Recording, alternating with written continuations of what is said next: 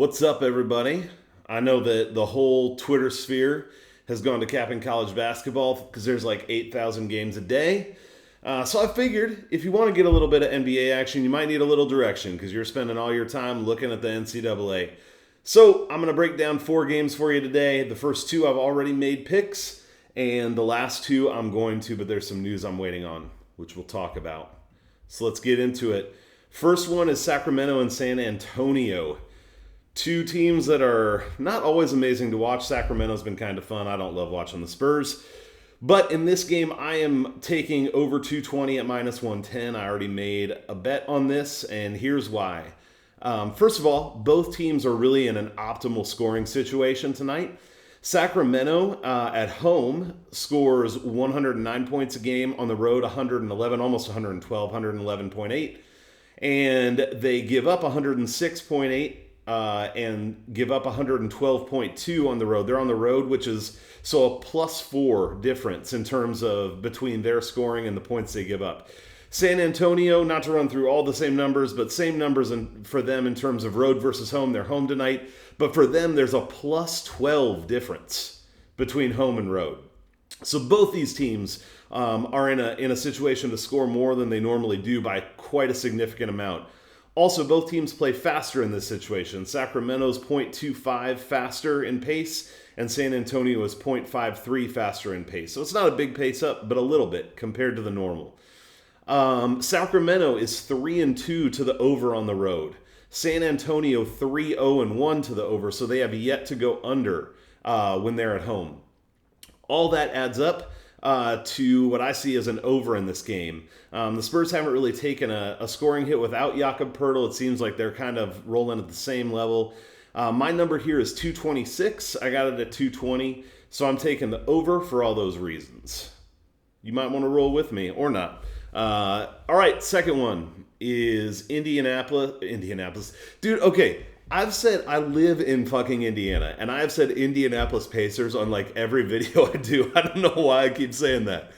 Indiana Pacers, -2.5, minus 110. In reality, this breakdown's pretty simple. No Nikola Jokic. He's suspended after that little run-in with Mr. Morris on the Heat after their last game. And so that makes this feel kind of square, right? Like, Jokic is out, so everybody's going to just go bet on the Pacers playing the Nuggets. And I thought about that, but here's the deal. I don't know where Denver's offense comes from. Jokic has a 30.3 usage rate. Everything runs through him. I mean, yes, Will Barton and I don't know who else are going to score. Michael Porter Jr. is still out. So Denver has no offense. Also, they're going to have to adjust to Jokic being off the court with a usage rate like that. That could take them a little time. I don't imagine their offense just drops into some kind of flow state right off the bat. Malcolm Brogdon's supposed to play, which is good news for the Pacers. They tend to play a little better when he's out there, score some more points. And with Jokic off the floor, I think it could increase the pace a little bit as Denver plays smaller. I think Indiana plays better with a faster pace. They have a faster pace than Denver normally. So if anything, I don't think that hurts them. I think that could actually favor them or help them a little bit. Also, it was an emotional game against Miami. I mean, if you saw, it was chippy all the way along, and then there was the big blow up, a lot of emotional energy spent. And so I don't think it's crazy to think that the Denver might let down a little bit here.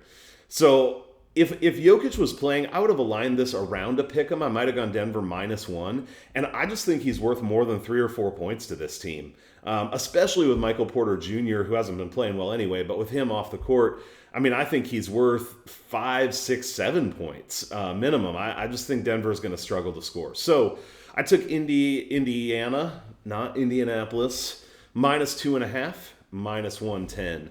I will be watching props on Barton, Gordon, Turner, and Sabonis once those come out. I do think a lot of the usage goes to Barton with Porter Jr. and Jokic off the floor. So if anybody's going to score tonight, it's probably going to be him. So I will be checking those out. And you might want to look into those too. All right, next 2 games, I have not made actual picks yet, but I want to give you a little bit of what I'm looking at so that you could watch if you want to, if you can take your eyes away from the college basketball, which I'll be watching too, honestly. I love it. So the first one is I'm looking at Miami -4 and over 214. And you may say, what the hell are you doing going back to Miami? That's right. I am 0-3 betting on Miami this year. All 3 games where they've just been an absolute fucking no-show. Those are the ones where I bet them. So, unless Miami's going to start paying me to not bet on them, I'm going to keep doing it when the situation looks right. The reality is, like, one of the things I want to avoid in betting is getting off of a team just because they had a bad game when I bet on them. That's a stupid reason to do it. And when I look at this game, I think it's still got Miami written all over it. Miami's 7-3 against the spread overall. They're 2-0 against the spread after a loss, and their average margin of victory in those games was 10. Their average margin of beating the spread was almost 4. Also, in their last 4 games, here's what they've done offensively: 125, 78, 118, 96. So maybe it's time for a big one. The reality is they just haven't put up 2 clunkers in a row this year, and they have had some bad games. I know because I bet them and I've watched them. But they just haven't done it twice in a row, and I don't see them doing it twice in a row again. The reason I haven't taken this bet yet is Adebayo, Hero, and Tucker are all listed as game time decisions right now. I think if 2 out of those 3 sit, I'd still probably be on this. If all 3, well, Tucker doesn't matter quite as much. If Adebayo and Hero both sit, I'm going to have to rethink this a little bit. But honestly, if they do, I think the line will probably change as well. And then maybe I still take it because it's a better line. On the Lakers side of things, just kind of bringing back the other way. You know, I like Miami tonight, but also the Lakers are 3-8 against the spread. They're 2-6 on against the spread after 1 day of rest, which is what they've had. And their average margin of defeat to the spread in those games is -5.5 points. And so they're like getting beat kind of badly against the spread on 1 day of rest. The big numbers they've put up this year against bad defenses, I still do lean the over here because Miami just hasn't been great on defense. Like the games they're winning easily are because they play well on offense more than that they play well on defense. So I still think the Lakers can put up, 206, 210, maybe 106 to 112. That would be amazing if they put up 206. But that should be enough. The over here is only 214. And so, if I have the Heat -4 or better, then just the Lakers get into that 105 to 109 should be enough. So that's why I still do like the over in this game. So yeah, I'll be watching the news on that. Obviously, if AD sits, he's a game time decision, but he is every game, and he's been playing lately. So I expect him to play. But if for some reason he doesn't, then that would change things up a little bit too. All right, last game is Minnesota and Golden State. Rocking the Minnesota hat, even though they freaking suck. Still got to roll with your team, right? So here's what I'm looking at for this one. With Golden State, they're just on fire. I mean, they're 10-1. They look like the best, at least right now today, probably the best team in the league or right up there. Their average margin of victory is 13.7 points. And they have had somewhat of an easy schedule. That absolutely is true. But I just still don't think you can take away from what they've done.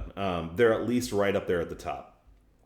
Couple things with them, they tend to dominate the third quarter, and mostly because of their defense. They're 5-0. They score 26.4% of the points they score in a game in the third quarter, but they only give up 20.8% of the points that they allow in the third quarter. So they're just destroying teams in the third.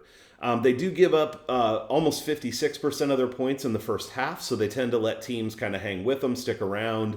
In the first half, we saw this with the Hawks to some extent, and then they just go off after that. Their worst quarter is the second quarter. They only score 21.4% of their points and give up 27.3%. They still are 3-2 in that quarter, so like the worst they do is still over 500.